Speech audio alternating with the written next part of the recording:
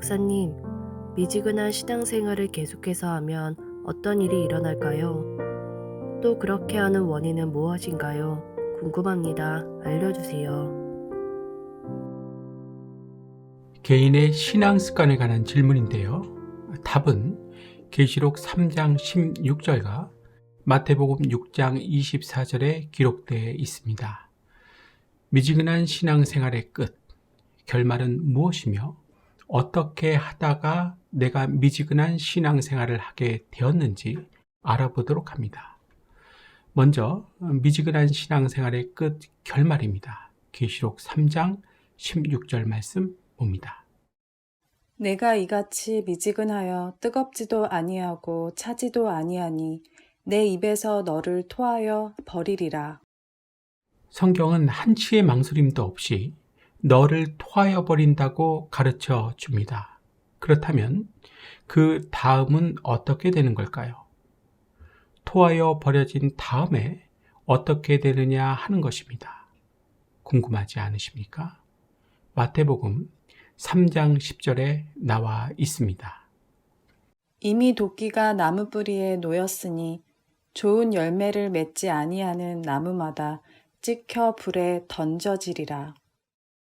토하여 버려진 다음에는 찍혀 불에 던져진다는 것입니다. 이때의 불은 지옥불을 타는 것입니다. 맞지요? 불신자들이 아니라 우리 믿는 자들이 이렇게 된다는 것입니다. 정신 바짝 차리고 신앙생활을 해야 합니다.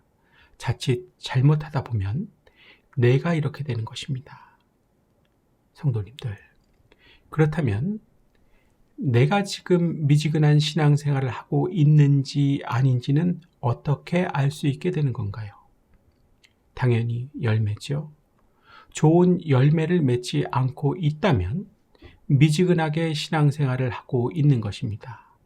반면에 뜨겁게 신앙생활을 하고 있다면 좋은 열매를 풍성히 맺고 있는 것입니다.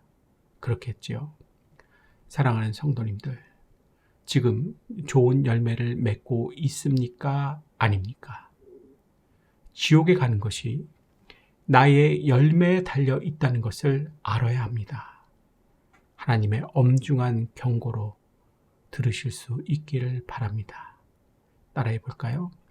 좋은 열매를 맺지 못하면 지옥불에 들어간다. 좋은 열매를 맺기 위해 내 삶의 모든 에너지를 다 쏟아 부으시길 축복합니다.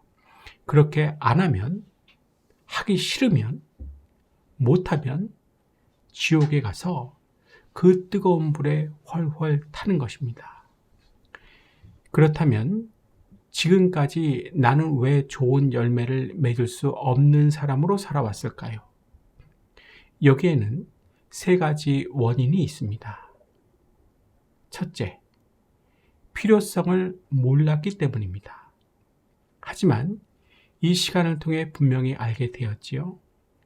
둘째, 좋은 열매를 맺기보다 내 욕심을 이루는 것을 더 좋아해서입니다.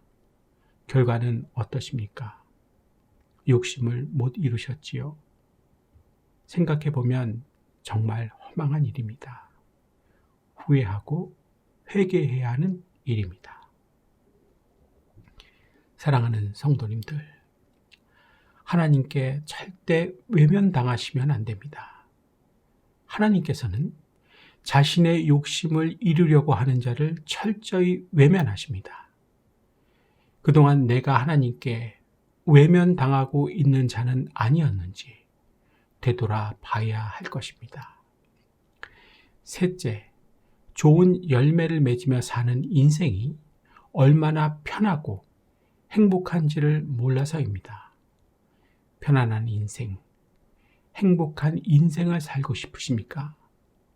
좋은 열매, 구체적으로는 사랑과 희락과 화평과 오래 참음과 자비와 양성과 충성과 온유와 절제, 갈라디아서 5장에 나오는 성령의 9가지 열매를 맺으려고 하십시오.